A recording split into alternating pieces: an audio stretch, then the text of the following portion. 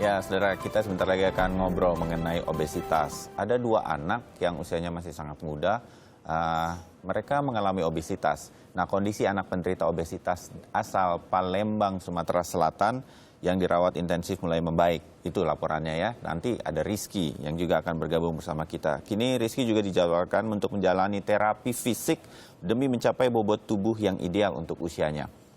Tim dokter Rumah Sakit Muhammad Husin Palembang, Sumatera Selatan kini melakukan terapi fisik pada Rizky Rahmat Ramadan, bocah penderita obesitas. Tim dokter menjadwalkan terapi fisik setiap pagi, meskipun Rizky sendiri harus tetap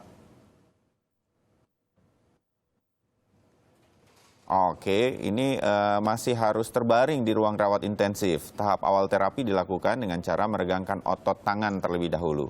Tidak hanya terapi fisik, tim dokter juga memastikan kondisi psikologis Rizky harus seimbang dan semua ini dilakukan dengan dukungan atau meminta dukungan keluarga untuk membantu upaya dokter menurunkan berat badan Rizky. Tim dokter berharap orang tua bocah obesitas ini dapat membantu menjaga pola asupan makanan dan menghilangkan kebiasaan Rizky yang memakan makanan yang mengandung banyak lemak secara perlahan.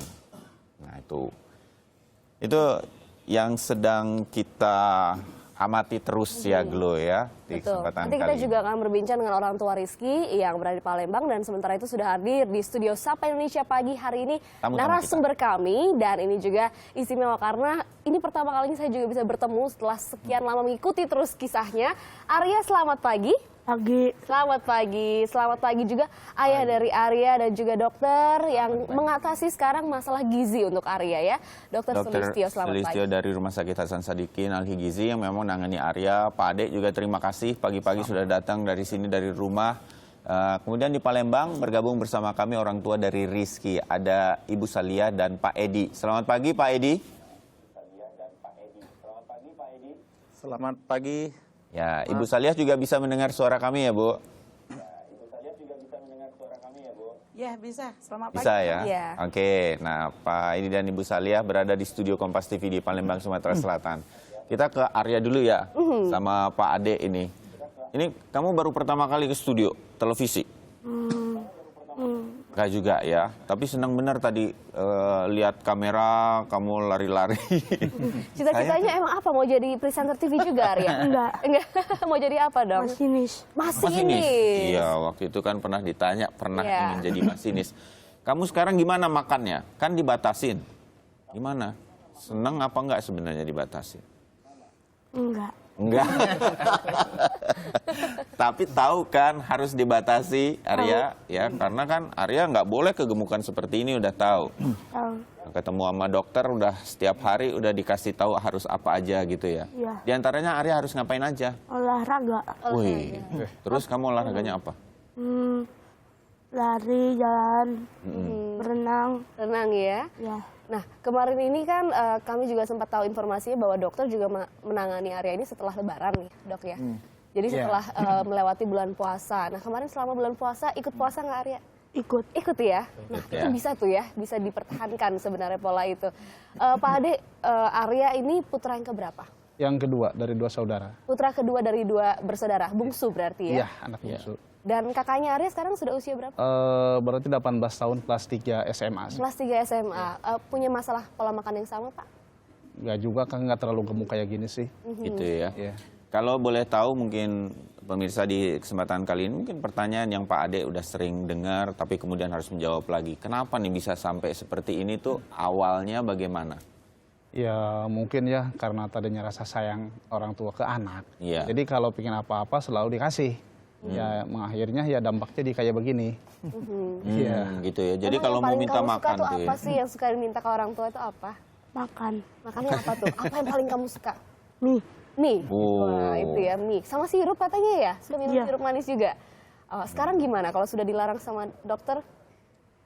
Berkurang sedikit? Berkurang ya? Berkurang, tapi nggak happy sih, ya kan? Ya kan? Oke. Pak Ade ini udah turun berapa kilo dari sejak kemudian media meliput, dibawa ke Rumah Sakit Hasan Sadikin? Awalnya kan 192 ya, sekarang ada 187. 187. Oh, alhamdulillah udah cepet tuh turunnya ya. Masih banyak yang harus dilakukan, tapi harus sabar begitu. Ada yang paling susah buat Arya ketika mengurangi ini semua itu apa sih rasanya? Boleh tahu nggak? Laparnya banget nggak atau apa gitu? Nggak. Oh, tapi kenapa Arya merasa bilang tapi nggak seneng juga sih dibatasin gitu? Kenapa? Pengennya makan banyak terus? Pengen. Oh, gitu ya. Dan sekarang Rasanya kalau harus nggak ngunyah nggak olahraga enak juga gitu ya. Sementara Arya di sini bisa dalam kondisi yang baik, kita bisa ngobrol, bisa jalan masih juga dengan kondisi yang baik. Kita akan berbincang dengan ayah dan ibunda dari Rizky yang saat ini masih juga dirawat intensif maksud kami di rumah sakit. Kita sapa kembali. Selamat pagi, Pak Edi. Pak Edi masih bisa mendengar suara kami dari studio. Bagaimana kabar Rizky, Pak, pagi ini? Masih. Halo? Iya, Pak Edi, masih mendengar suara kami? Rizky, alhamdulillah sekarang dari 2 hari yang lewat. Dalam keadaan Rizky telah membaik. Sudah bisa makan. Makan juga sudah bisa makan bubur. Ya. Masih menggunakan alat bantu nafas dan infus, Ibu Salia? Ya, masih infus masih. Cuma kalau alat pernapasan kemarin udah tidak lagi kan. Yang ventilator itu udah dilepas, udah 2 hari. Sekarang alhamdulillah keadaannya membaik terus, Mbak. Ya. Pak Edi, ini kalau kita mendengar Arya di Jakarta bersama ayahnya Pak Ade, itu karena rasa sayang, jadi kalau dia minta makan dikasih, minta makan nggak dikasih, anaknya marah, ya akhirnya dikasih lagi makan, begitu. Hal yang samakah terjadi pada Rizky di rumah di Palembang? Apa Pak? Kalau Rizky ini Pak, kalau sama saya dia ini nggak berani. Tapi kalau dengan ibunya, kalau saya dari dia badan dia 60 kilo, itu sudah saya antisipasi Pak. Ya. Tapi kalau sama ibunya dia berani. Mau makan, dia berani. Kalau dengan papanya nggak berani Rizky. Tapi maklum, kita ini sebagai suami jadi mencari nafkah, jadi jarang sering di rumah. Banyak pergi pagi, pulang sore, gitulah Pak. Pak Edi, kapan Rizky mulai mengalami penurunan dari fungsi gerak tubuhnya dan kemudian harus dirawat di rumah sakit, Pak?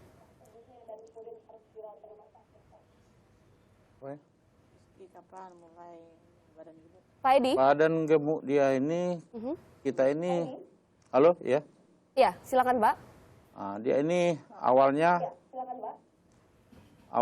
kita ini pergi sekolah, napasnya nih sesak. Jadi nggak bisa sekolah, langsung saya bawa ke rumah sakit Ceritas. Begitu datang ke rumah sakit Ceritas, dokter anak menyarankan ke rumah sakit Geraha spesialis. Geraha spesialis. Waktu dibawa ke rumah sakit itu Pak, apa keluhan pertamanya? Pernafasan atau gerak? Keluhan pertamanya napasnya. Sesak napas, susah. Keluhan pertamanya napasnya sesak. Tidurnya nggak nyaman. Makanya saya bawakan ke rumah sakit Rizky. Ternyata datang ke rumah sakit, bilang dokter Aditya, opname aja. Ya, Ibu Salia, jadi kalau dari sekarang, daripada waktu ditangani rumah sakit, Rizky ini berapa berat badannya sekarang itu sudah bisa turun nggak? Karena sudah diet juga. Sekarang belum ditimbang, soalnya masih di ruang ICU, dia masih pakai alat. Belum bisa ditimbang, Mas. Berarti belum bisa memastikan. Belum bisa memastikan berapa beratnya sekarang. Sebelum dia di ruang ICU, 4 hari yang lewat, 118 kilo, Mas. 19. 118 sebelum di ruang ICU, 4 hari yang lewat itu. Oke, Pak Edi bisa dibantu Pak apa yang disampaikan Ibu Salia karena kami kurang jelas mendengarnya di sini.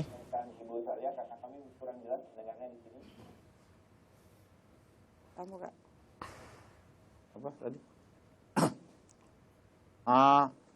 Rizky ini berat badannya 119 kilo. Untuk saat ini karena belum ditimbang, kondisi Rizky masih di ruang ICU, jadi belum bisa memastikannya untuk berapa kilo. Belum tahu jadi untuk penurunan berat badan Rizky. Baik Pak Edi, kita ke dokter dulu sementara di sini. Dokter, kalau melihat apa yang terjadi dengan Rizky ataupun dengan Arya, kalau dalam kondisi ini kita bisa melihat Rizky masih mendapatkan perawatan begitu.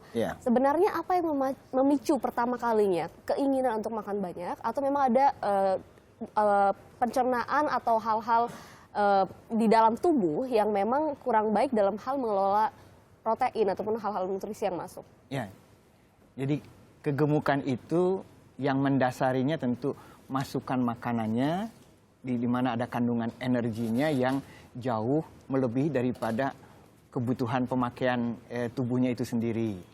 Seharusnya sih tubuh itu ada satu sistem keseimbangan energi, di mana kalau dia habis makan terus dia kenyang, ya. Kalau nanti kurang makan dia lapar. Nah, sistem ini kalau terganggu bisa oleh sebab macam-macam, tapi yang pasti jadi perilaku makan yang menyebabkan masukan berlebih ini mungkin yang mendasari kenapa jadi gemuk tadi. Jadi seperti Arya ini memang setelah kita kaji, kemudian kan kita bisa mengkaji kira-kira 1 tahun yang lalu sampai sekarang itu bisa naik sampai 70-80 kilo. Itu sangat cepat sekali cepat. ya, Dok ya. Dan pada waktu itu masukannya memang sangat hebat. Ya, kebutuhan dia misalnya pantasnya kira-kira 2.300, 2.500 kalori, ini bisa sampai 6.500 dan 6.800 kalori. Jadi memang meningkatnya hebat sekali. Dampaknya terhadap organ-organ tubuh bagaimana, Dok? Nah, ini konsekuensi daripada obesitas tadi itu tentu menjadi macam-macam. Penimbunan lemak yang berlebih bisa, ya salah satunya kalau terlalu gemuk yang kita kenal tahu malam-malam misalnya lagi tidur, lalu karena terlalu ketekan, ya nafasnya berhenti seperti itu. Belum ke profil lemaknya kita tahu kan, kita suka periksa darah, kolesterol, trigliserida. Itu kalau meningkat bisa menimbulkan komplikasi lebih jauh, nanti hipertensi dan lain sebagainya. Belum penyakit seperti kencing manis, diabetes itu ya. Jadi kesana nanti bisa muncul. Ini yang dikatakan dokter, Pak Ade pernah mendengar mungkin Arya kesulitan pada saat tidur, atau mungkin suka mengeluh ke ayah, mungkin Pak ini sakit bagian badan yang tertentu begitu? Selama ini ya Arya untuk mengeluh itu belum pernah. Cuman dulu pada waktu sebelum ditangani sama Pak Dokter, Arya itu nggak kuat jalan jauh. Cuman jalannya paling itu 20 meter, udah ngos-ngosan, udah nggak kuat. Tapi setelah ditangani sekarang, alhamdulillah sampai 400 meter pun kuat. Oh gitu ya. Kalau Dok, saya pengen tahu lagi nih sedikit, kalau ada orang tua seperti Pak Ade, Pak Edi dan Ibu di Palembang yang nggak tega lah karena sayang ya Pak, dia pengen makan, namanya anak-anak seperti itu, sebetulnya itu kan nggak boleh dilakukan, gitu. Nah itu ada apakah yang mungkin bisa menjadi hati-hati nih, ini udah arah-arah dia menabrak batas-batas makan pada kewajaran sehingga nanti bisa jadi obesitas, itu bisa kelihatan sebetulnya. Kalau kita pantau makannya, anak itu kan biasanya kan dipantau tumbuh kembangnya, biasanya berat badan kita pantau dengan tinggi badan. Sebetulnya kita bisa tahu arah kapan dia mau meningkat. Karena bisa terjadi sebaliknya di mana, kok anak saya kayaknya kurus banget ya, begitu dibawa ke dokter, makan juga kan, benar, begitu diukur tingginya, berat badannya, enggak, ini masih bagus, masih dalam tahap normal tumbuh kembangnya, jadi kita nggak perlu terlalu khawatir. Kalau kemudian sebaliknya yang terjadi, kita juga harus waspada gitu ya. Jadi kita mesti mengawasi itu ya, Dok. Ya, memang itu yang biasa dilakukan. Kita dalam hal ini, karena anak kan tumbuh ya, berbeda dengan orang dewasa yang sudah tidak tumbuh lagi. Jadi kita selalu pantau. Makin dini usianya biasanya makin sering memantaunya kan. Nah, kami sekarang sudah menerima telepon juga, Dok. Mungkin sama-sama bisa kita dengarkan juga di sini Pak Ade dan juga Arya dengan Ibu Sri di Jakarta. Selamat pagi, Ibu. Selamat pagi. Ya, Ibu Sri silakan Bu. Ada pertanyaan atau mungkin ada yang ingin Ibu sampaikan? Untuk Arya. Ya, Arya itu disapa. Arya masih ingat dengan saya, Ibu Sri? Yang malam. Masih ingat. Arya tetap semangat ya? Ya. Tetap tersenyum. Oke. Ibu Sri memang ketemu Arya di mana? Boleh tahu Bu? Cerita sedikit. Semalam langsung datang ke tempat Arya. Oh, Berkunjung ya. pernah berkunjung. Oke. Karena Arya itu sebenarnya ganteng. Arya tuh, jadi saya ingin Memberi support begitu ya, Arya Bu? tetap mengikuti saran dokter supaya tetap jaga pola makannya lebih sehat lagi. Jangan banyak makan nasi atau karbohidrat ya Arya. Ya. Ya. Terima kasih Arya Bu ganteng Sri deh hari ini supportnya. tuh, banyak senyum dong. Salam untuk teman-teman. Ya. Dan Ya. sementara itu tidak hanya dukungan dari masyarakat kayaknya ya. Arya Bu juga Sri, dapat makasih dukungan ya. dari teman. Iya, terima kasih. Terima kasih. Arya, salam ya. Ya. Tetap semangat Arya. Oke, tuh banyak yang warga menonton Arya, membaca berita tentang Arya, terus kemudian datang berkunjung ya, Pak Ade ya, Iya, Tidak memberikan semangat atau apa. Tapi harus dilarang tuh Pak, tidak boleh memberi makanan, gitu ya. Harus dipasang di depan rumah ya. Kalau enggak nanti, waduh, dibawain yang manis-manis dan lain-lain. Betul. Kita ngobrol mengenai ini setelah ini, dokter, Pak Ade sama Arya cerita-cerita mengenai bagaimana penanganannya ketika sampai pada tahap seperti saat ini, itu bisa apa, supaya jadi pengetahuan juga bagi Dan pemirsa bagaimana Sampai kemudian pola Indonesia. diet atau pola makannya setelah ini supaya untuk bisa menurunkan berat badan juga, terutama kepada juga pemirsa kita yang mendengar bisa menjadi masukan untuk anak-anak mereka di rumah. Kami akan kembali usai jeda, Anda juga bisa masih menelpon kami di 536 1222.